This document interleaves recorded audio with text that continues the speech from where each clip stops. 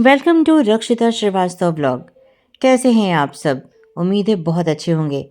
आज हम हैं भारत विकास परिषद के एक कार्यक्रम में, जहां पर है गायन प्रतियोगिता, जिसमें मैं एक जज की भूमिका में हूं। तो आज इस कार्यक्रम की कुछ झलकियां मैं आपको भी दिखाती हूं। आइए देखते हैं।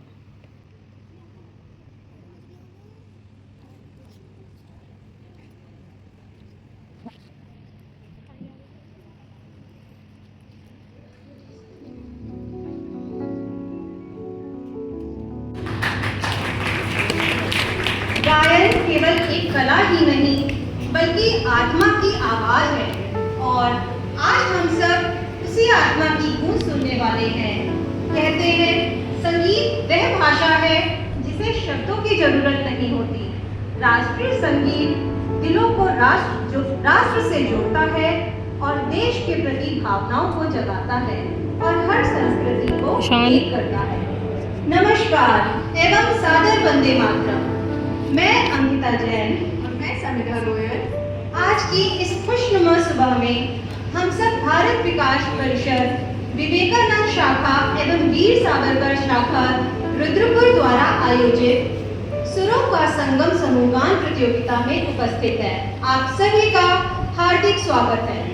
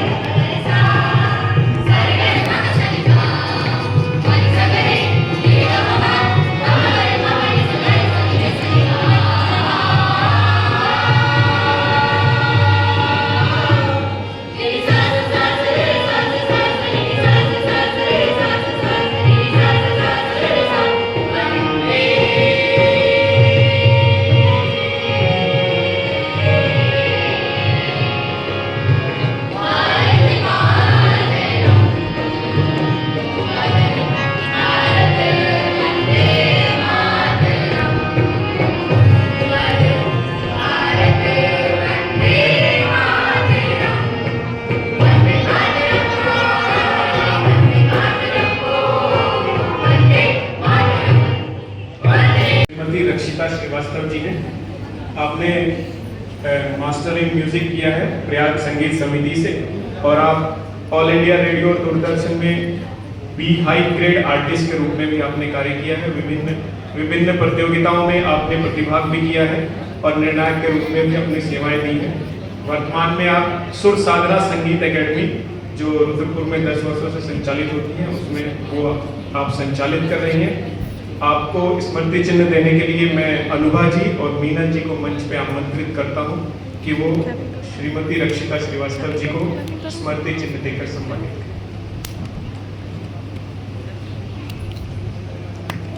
निर्णय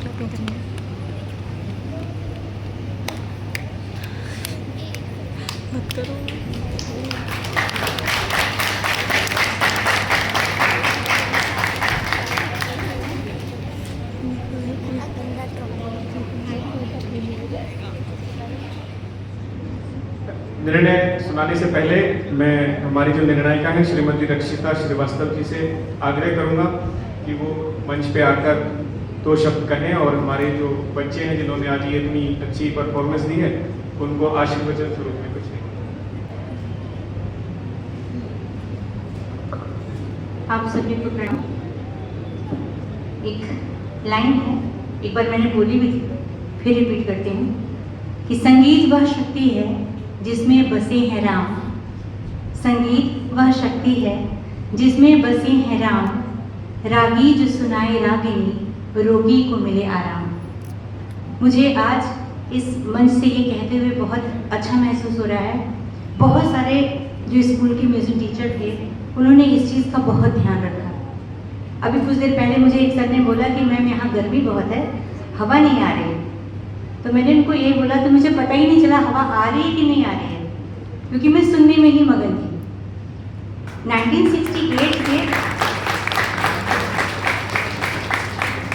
1968 से ये कार्यक्रम चल रहा है और जब शुरुआत में जो यहाँ पे मंच को साझा कर रही थी मैम ने बताया तो मुझे बड़ा आश्चर्य हुआ कि एक संस्था जो इतने साल से चल रही है, हर वर्ष नए लोग जुड़ते हैं, नए विचारधारा के लोग जुड़ते हैं, उनकी अपनी नई नई सोच होती है, उसके बाद भी किसी चीज़ की गरिमा को बनाए रखना, उसमें बिना किसी तरह का गड़बड़ हुए यानी पूरी संस्कृति को संभाले रखना। आजकल तो कई लोगों को मैंने सुना भी है कि अगर आप संस्कृत गाने की बात करें तो लोग कहते हैं ये भारत विकास परिषद का प्रोग्राम है क्या। तो इतना जुड़ गया है हमारे कल्चर से ये संस्था कि लोग आपकी संस्था को सीधे भारतीय संस्कृति से ही नहीं जोड़े, नाम ही दे देते हैं कि अच्छा भारत विकास परिषद का कार्यक्रम है क्या। सभी बच्चों का प्रोग्राम बहुत अच्छा था, सबने बहुत बहुत अच्छा परफॉर्म किया। टीम संख्या 4। अब मैंने याद किया, फर्स्ट टाइम तो मैंने सुन लिया, सेकेंड टाइम मैंने नंबर याद किया कि मुझे किस टीम के लिए बोलना है। सर मैं आपको बहुत कॉन्ग्रेचुलेट करूँगी। बस छोटी सी कमी थी, हिंदी गाने को मैं सुनना चाहती थी, मैं बहुत सुनना चाहती थी, लेकिन मैं सुन नहीं पा रही थी। तो आप सोचेंगे क्यों नहीं सुन पा रही थी। हारमोनियम ऑलमोस्ट बहुत लाउड साउंड करता है, 2 हारमोनियम था, गाने का धुन बहुत अच्छा था, लो नोटेशन का भी बहुत ज़्यादा प्रयोग था, लेकिन बच्चे माइक से इतनी दूर थे कि वो लो नोटेशन तो सुनाई दे रहा था, वो क्या बोल रहे वो नहीं सुनाई दे रहा था। तो आप इसको अन्यथा मत लीजिएगा, अगली बार से करिएगा कोशिश। आपका संस्कृत गाना भी अच्छा था, सबका गाना अच्छा था, बट मैं सर को इसलिए बोलूँगी 2 बच्चे हारमोनियम प्ले कर रहे थे, कोई ज़रूरत नहीं थी। ऑलमोस्ट दूसरे बच्चे के पास एक और इंस्ट्रूमेंट था जो वो बजा रहा था। तो हुआ क्या कि साउंड इतना ज़्यादा था कि गाना सुनाई नहीं दे रहा था, धुन समझ में आ रही थी, शब्द नहीं समझ में आ रहे थे, और इस बात से मुझे लगता है सभी एग्री करेंगे। तो थोड़ा सा इस चीज़ का ध्यान रखिएगा। बाकी टीचर तो बहुत अच्छे थे, मैं सच बताऊँ मुझे बहुत बहुत पसंद आई सभी टीचर्स की मेहनत। बट मैंने स्पेशली नाम लेके आपको इसलिए बोला कि अगर मैं अदर नाम लिए बोल देती तो आपको पता ही नहीं चलता कि यहाँ पे क्या हुआ। आपको लगता है शायद मैंने किसी और के लिए बोला, इसलिए स्पेशली मैं 3 नंबर खोल के टीचर को बोलना चाहूँगी, कृपया बच्चों को ना माइक से भी प्रैक्टिस करवा दिया करिए।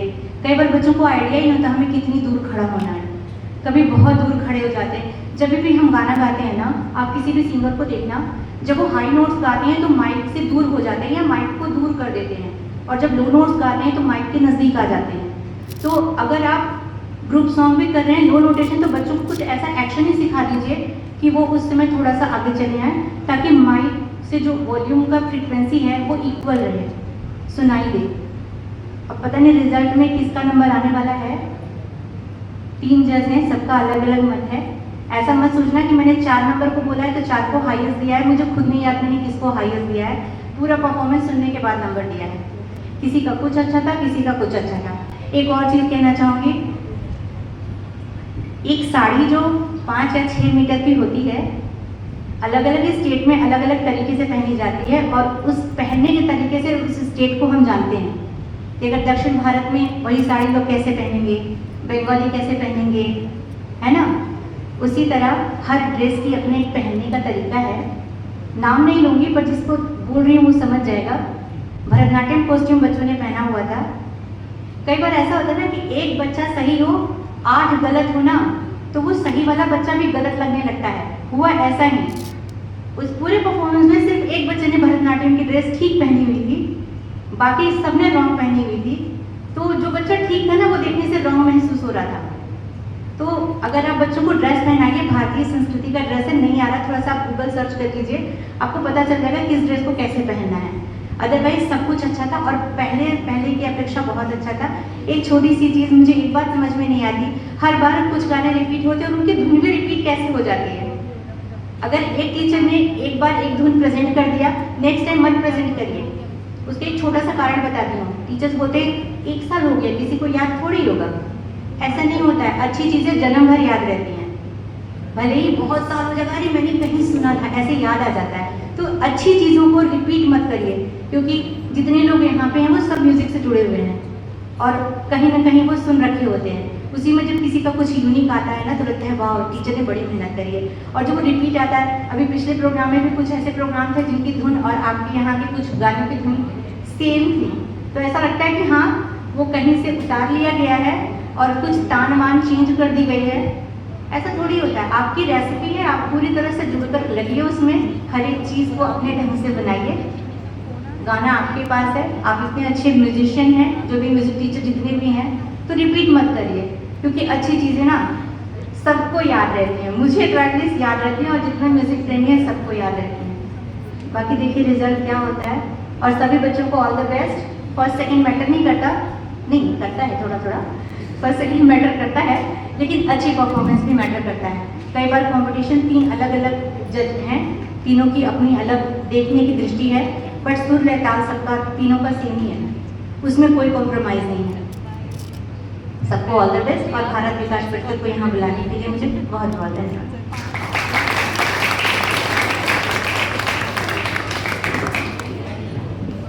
बहुत बहुत धन्यवाद मैम, आपने जो ये इतना सारगर्भित सभी बच्चों को और मार्गदर्शन किया, आपका बहुत बहुत आभार। अब कार्यक्रम के अंतिम पड़ाव की तरफ हम चलते हैं, जो कि आज का सबसे महत्वपूर्ण 3rd पोजीशन पे जो टीम रही है हिंदी समूह गान में, टीम संख्या 3, जोरदार तालियां।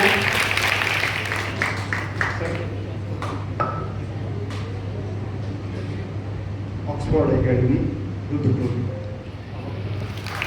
टीम नंबर 4 के सभी बच्चे कृपया मंच पे आ जाएंगे और इनको पुरस्कृत करने के लिए मैं बुलाना चाहूंगा श्री अक्षय माहेश्वरी जी और श्री उत्सव अग्रवाल जी मंच पे आ जाएंगे। टीम 4 को पुरस्कृत करेंगे जिन्होंने हिंदी समूह गान में द्वितीय स्थान इस टीम ने प्राप्त किया, वो है टीम नंबर 5। टीम नंबर 5 के सभी सदस्य कृपया मंच पे आ जाएंगे। बहुत ही अच्छी आपकी परफॉर्मेंस थी। आपको पुरस्कृत करने के लिए मैं श्रीमती स्नेह राजू जी और श्रीमती हंसी सक्सेना जी को मंच पे आमंत्रित करूंगा कि प्रथम पुरस्कार ग्रहण करने वाली टीम संख्या 5 को सम्मानित करें। तो ये था बेहतरीन कार्यक्रम। Thanks for watching my blog. Next blog में आपसे फिर होगी मुलाकात। तब तक के लिए अनुमति दीजिए। Bye bye.